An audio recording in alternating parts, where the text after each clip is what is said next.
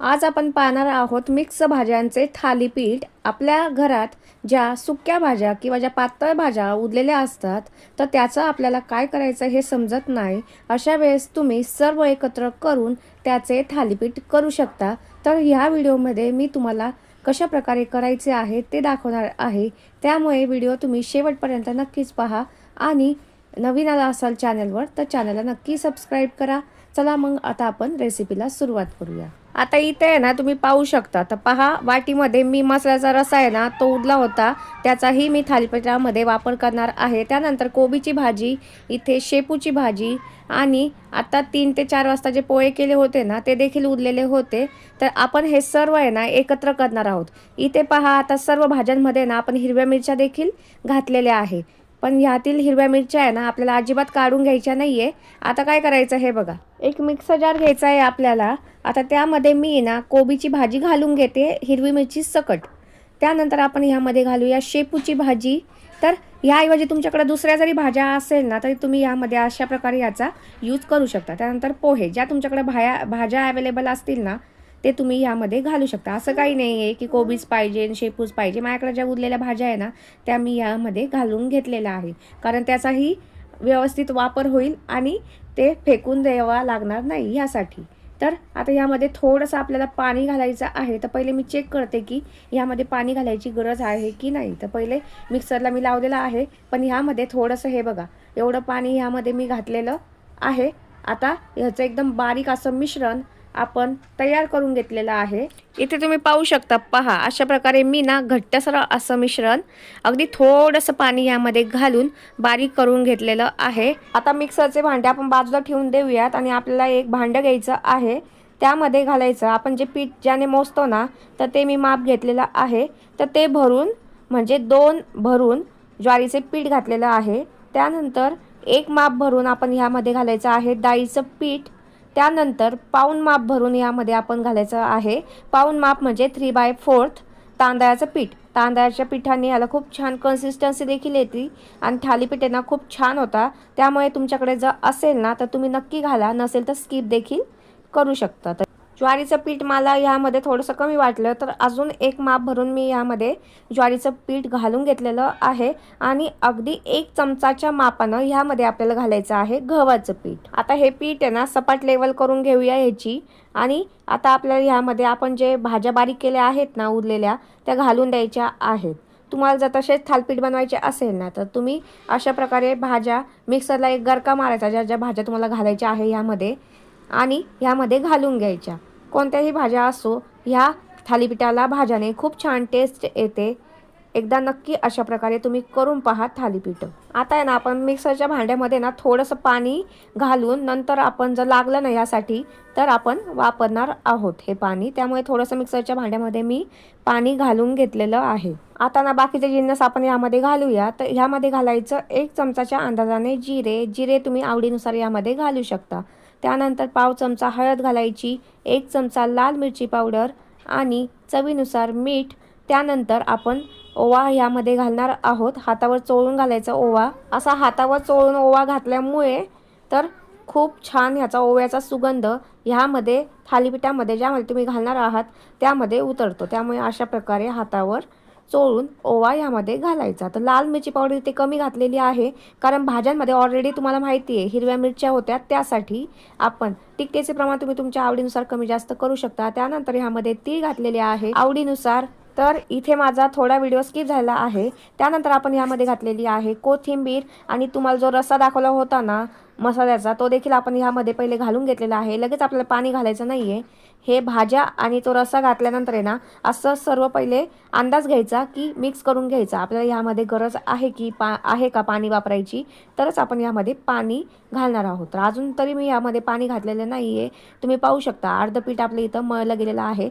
आता आपण थोडा आहे ना ह्या पाण्याचा वापर ह्यामध्ये करूया। तर हे जे पीठ आहे ना ते आपल्याला सैलसर बनवायचे आहे, जेणेकरून आपले थालीपीठ हे अगदी सहजासहजी थापले जातील। यासाठी भाज्यांचा वापर ह्यामध्ये केल्यामुळे आपण इथे कांदा घातलेला नाहीये। तुम्हाला जर घालायचा असेल तर तुम्ही यामध्ये कांदा देखील घालू शकता बारीक कापून।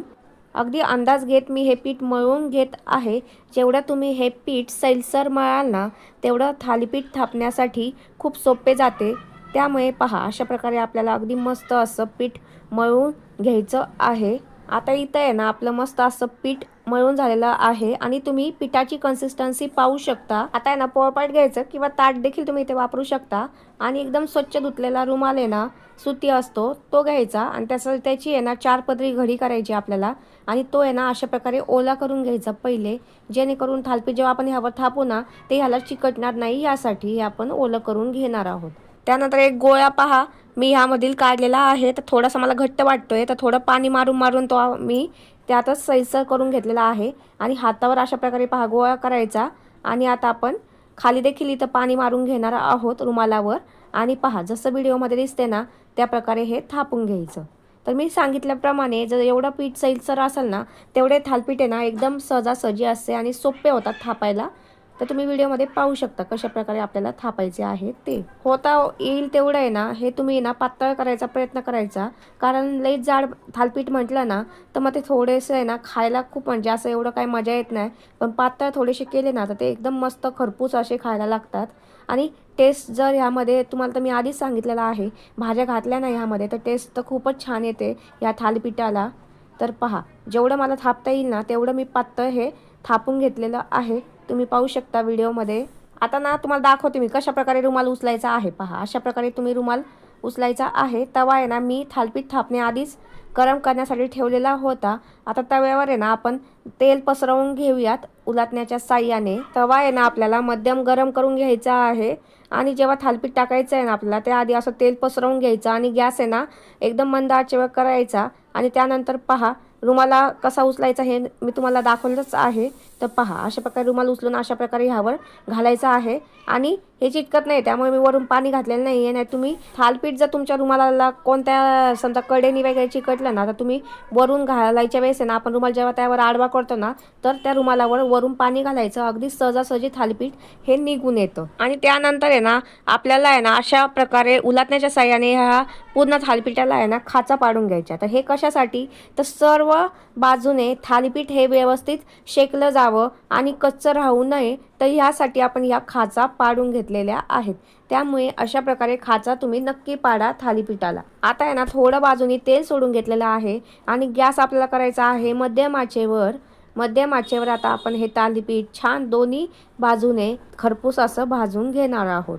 जेवढं तुम्हाला व्हिडिओमध्ये जाड दिसतंय ना थालीपीठ तेवढं जाड झालेलं नाही आहे, बऱ्यापैकी पातळ आहे थालीपीठ। तर पहा मी आता उलटून घेतलेलं आहे, एका साईडने भाजलेलं आहे। आता दुसऱ्या साईडनेही आपण छान खरपूस असं भाजून घेणार आहोत। यामध्ये तीळ घातल्यामुळे ना ह्याला अजूनच चांगली चव येते, त्यामुळे तीळ यामध्ये तुम्ही अवश्य घाला। दुसऱ्या साईडनेही आपण छान असं मध्यम गॅसवर भाजून घ्यायचं आहे, मध्ये मध्ये थोडंसं तेल मारायचं। तर पहा दुसऱ्या साईडने आपण भाजून घेतलेलं आहे, पण थोडंसं दुसऱ्या साईडने कच्चं वाटतंय तर आपण हे परत एकदा उलटून घेणार आहोत आणि उलटण्याच्या साह्याने दाबून दाबून असं आपण भाजून घ्यायचं, जेणेकरून हे अजिबात असं कच्चं आपलं राहायला नको यासाठी। ठीक आहे, तर असं खरपूसच भाजायचं थालीपीठ। तर पाहू शकता कशा प्रकारे ते तुम्ही। तर मस्त पहा इथे आपलं थालीपीठ रेडी आहे दोन्ही साईडने खरपूस असं भाजून। आता आपण आहे ना काढून घेऊयात हे आणि अशा प्रकारेच आपल्याला दुसरं देखील थालीपीठ करून घ्यायचं आहे। एक भाजता भाजताच माझा दुसरं देखील थालीपीठ झालेलं आहे। तर आता मी तुम्हाला यामध्ये दाखवते की कशा प्रकारे आपल्याला जर थालीपीठ चिकटत असेल तर रुमालावर पाणी घालायचं आहे। व्हिडिओमध्ये तुम्ही पाहू शकता। परत खाचा पाडून घ्यायच्या आणि हे थालीपीठ देखील आपण भाजून घेणार आहोत। तर आता इथे पहा सर्व थालीपीठ माझे तयार झालेले आहे। तर इथे मी एवढे थालीपीठ केलेले आहे आणि अगदी पातळ असे तयार केलेले आहे। तुम्हाला व्हिडिओमध्ये दिसत असेल, तुम्ही हे टोमॅटो केचप बरोबर सर्व करू शकता किंवा तुम्ही हे लोणच्या बरोबर देखील सर्व करू शकता। आवडल्यास चॅनलला लाईक शेअर सबस्क्राईब करायला विसरू नका। भेटूयात पुढच्या व्हिडिओमध्ये आता।